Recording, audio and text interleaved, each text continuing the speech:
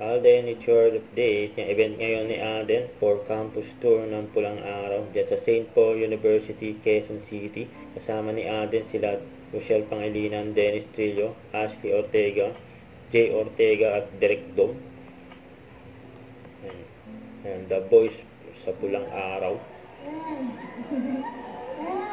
Yan pa nga yung mga estudyante at mga teacher.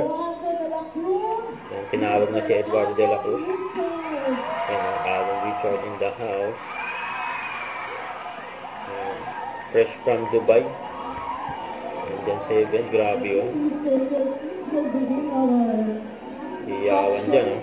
Siguro tayo, but being a revolutionary or a revolutionarian is a never-ending cycle of life. But kay Eduardo, pagdating po dito sa Pulang Araw, siya yung nagre-represent ng mga Pinoy na galit sa mga dayuhan, mas lagi na lamang sumasakop sa bayan natin. Ito yung group picture dyan sa St. Paul University, Quezon City, kasama ang cast ng Pulang Araw. Ang Pulang Araw for Netflix. May mga cast ng Pulang Araw.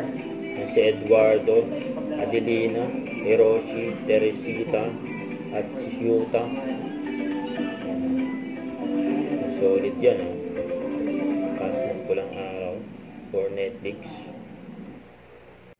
Don't forget to subscribe, click the notification bell for more updates. This is the Chord Action Vlog. Stay tuned for more updates. See ya.